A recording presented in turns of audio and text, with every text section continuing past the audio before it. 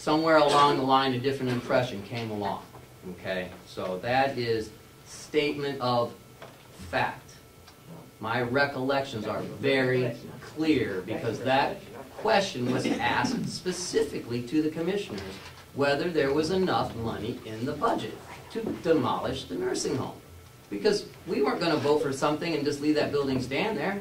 That would be so short-sighted that I would never vote for that. Continue on with your statements. I don't want to have a back and forth. We are getting into arguing. I'm not here for arguing. I'm not arguing. I understand that. Would you just let me finish, please? Would you ask and make your statements, ask the questions? What we're going to need is a plan, and that's how we're going to do it. And I would like to be able to wrap the nursing home discussion up at 11 so we can take a bathroom break and come and talk about extension. So continue on with your statements and questions. Thank you.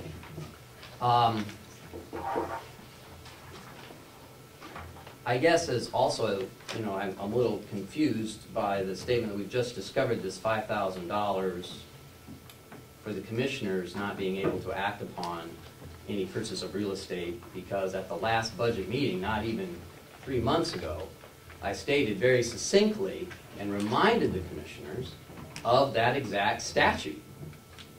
And I think there are some people shaking their heads that they do remember me reminding the commissioners of that exact statute, that they did not have those authorizations to do such a thing without the delegation-specific authorization.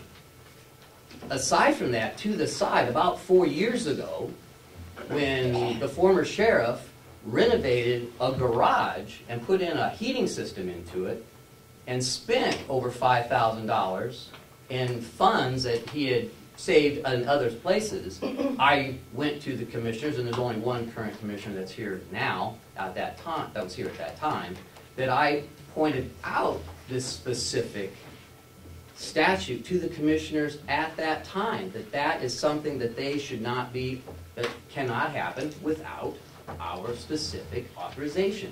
It was a renovation that cost more than $5,000. Whether we had appropriated money for pens, pencils, bullets, or Kevlar, whatever it was, that was not an appropriate use of the funds per statute. So I just want to be very clear that this is not something new, and they should be well aware of it. The next thing is that we appropriated $15,000 so that the commissioners could go out and give us a specific plan on what they were going to do with the building, and we would approve it. There was no discussion of a wish list. I certainly do not want a wish list. I want the commissioners to make a plan. Maybe this $15,000 at this point, since we've already spent $8, is not going to be enough. That we have a specific plan that we can look at with a specific budget that we can look at and analyze and determine if that's the best use of taxpayers' funds. That's what we want from them, not something nebulous. A wish list. I want a plan and a budget. Or I'm not voting for it. I'm certainly not going to vote for authorizing cooperative extension to go in there today. That would be short-sighted. We have this here is this meeting that we had in the minutes from it, that at that time, what our basic motivation was to get cooperative extension in. And cooperative extension was about 40 grand a year was what we were paying in rent for cooperative extension. Some of you may think we shouldn't have cooperative extension, but the analysis at that time was we were spending $40,000 a year for rent. So if we amortize that money, that would give us a basic idea of what the value of renovation costs might be. Okay? And that was last fall, approximately September of 2010.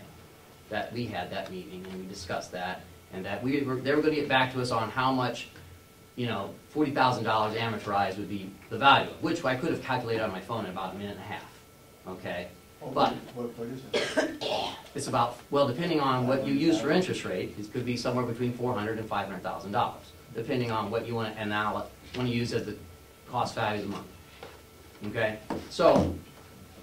But I was, you know, using the calculations that were available on my phone. So that is what we thought was going to happen, was that you were going to come up with a plan that was, you know, that was going to be around $400,000 or $500,000, at least in my mind when I left, because that's what $40,000 a year amortizes out to. That's what I thought we were working on. I thought we were working on a budget of about $500,000 to renovate that building for the needs of the county. That's what I thought we were doing, but that's not what we're getting. And I think that's what the delegation is trying to, or at least what I'm trying to say, is that that's what we want. That's what we expect. We're not voting for anything nebulous. We're voting for a plan that we appropriated $15,000 to be presented to us for approximately the amount of money of the amortization of the yearly rent of the current cooperative extension. That's what we're looking for. Last. I guess my last, you know, little question is the laundry, and there's a big question mark there about that. You know, you can put whatever you want in that plan that we can vote up or down when we get it, but installing a laundry on a system that seems to be a little distressed seems to be the worst case scenario when most places contract out their laundry. Right, and it's done by professionals that have facilities that, you know, buy in volume their linens, huge volumes, that have people who are highly skilled and have been there for 20 years, and that is their private, I'm sorry, I lost my word there. That is a private enterprise that's able to run here in our county. And we're basically saying we're taking away money that could be earned by a private laundry in this company that could be bid out to open up this laundry facility. You know, I've heard, you know, some say win-win. That's a lose-lose, taking away business from a private industry in order to supposedly do something better than they can do what they've been doing for years and years and years, and you know, somewhat of a reasonable profit. So, you know, that's what I have to say, and you know, I'll wait for other people, but I plan on making a motion that this is what we want. But Representative McCarthy would like to speak, and so I will conclude. Representative McCarthy. Yes, I agree with the representative, and just for the record, you know, if I had a plan in front of me that said, we need this is a requirement, the county needs it, I would seriously consider it. But to say, we want to spend a lot of money to rehab these buildings for some future expansion of government, you're not going to get it from me. Representative Umberger. Yes, this is just a follow-up sort of to the question that Representative Alden was asking. Personal, to the commissioners, personal laundry is currently being done In-house. In-house. Is personal laundry moving to the new nursing home? It's staying in the old nursing home. Thank you. Representative Pettengill. I think why we're having this discussion is because we built an 82,000 square foot nursing home that didn't include laundry, storage, maintenance, or heat. And we don't want to make that mistake again. We had heat, we didn't have air conditioning. Heat is in the new building. There are boilers, propane boilers in the new building. So we don't need heat We're in the putting old building. We're putting in pellet stoves in the old building to supply heat for the old building as well as the new building. I do understand Strictly that. pellet stoves. I do understand that. I have minutes on December 23rd, 2009 that have Commissioner Albee saying that in a response to Babson, that depends on accounting. $100,000 for that is for tearing down the old home. Now, that's a statement right there, that we put $100,000 in to tear down the old home. So when Representative Algren is being told that, you know, he's making things up. I just want to say, it is in writing right here, so, that's just what I have to say. Okay. Commissioner Solomon and then Representative Knapp. I think your statement, I think what, that may have been said, but when he was talking about own home, he was referring to wings and not the home, number one, because I don't think that under any condition you could even think that $100,000 would take down the entire complex.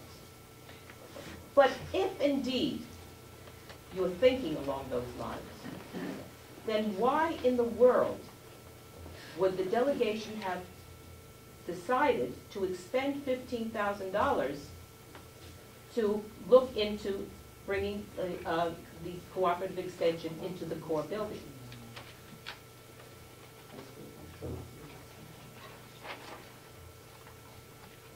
Representative Merrill. Thank you. 2 terms ago, when I was here, when this first came up, or maybe before that, when this first came up on the delegation, on the extension, it was very clear at that time, it was made very clear by everybody, and I think probably Representative Babson can remember, and I can't remember, Mark, if you were here at the time or not, but anyway, it was very clear that they were going to move extension out, because they were getting out of the building in Ossipee, and that within 5 years, they would be back in the complex. And at that time, there was no question in my mind, but what it was decided that, I don't know if we said anything about the nursing home being torn down at that period of time, but it was very clear at that time that we were going to amortize some money and we were going to build a building for them to be put in. And I remember that just as clear as anything. So, and I don't have, and how it ever got over to the existing nursing home, I don't know, but I will tell you this, if you could put them in the nursing home cheaper than you can build a new building, which you probably can, then I'm certainly going to be for it. Yes, Representative Babson and then McConkey. Representative Merrill's correct. What we did after the delegation voted twice, as a matter of fact, to move the cooperative extension onto the complex, we got a hold of the Young Architect Association of New Hampshire and ran a contest, and I don't know how many participated, but there was 12 or 13 or 14, quite a few. And we took the top 4 or 5 and interviewed them, and they were lovely buildings, and they were all green, and they were what we wanted, but they were all very expensive. And I think the cheapest one was $1.2 million, as I recall. And we said, no, that's out of our price range. We had the figures here that amortizing what we were paying for rent would give us about $500,000, and throwing a couple of $100,000 more for a new building, we were going to be somewhere between $5 and $750,000. At that point, I think one day at a commissioners meeting, I said, why don't we think about putting it in the front part of the old nursing home, and that's how we got to where we are. I remember the green building that was being proposed, and I know that at that point in time, we put extension on hold because we did not know what was going to happen when we were going through the process with the nursing home. Representative McConkey and then Commissioner Thank you. Starnes. Thank you, Madam Chairman. Two things. One a comment. There are 2 heating systems for the nursing home, as I understand it. The propane nursing home that's housed in our $23 million new building is a secondary source of heat. So you build a new building with a place to put our secondary source of heat. Our primary source of heat, which is what I believe the gentle representative was trying to get to, is in a building that needs more money to spend. Point number 1. Point number 2, when Representative Algren speaks about our money being used and amortized to build a new building, and that we could spend that money is what you're looking to do. If all of that money is spent to amortize at a much lower rate and to buy a more expensive building, then I would hope that the commissioners are looking at charging, if we spend all of our money that we were spending, I'm hoping the commissioners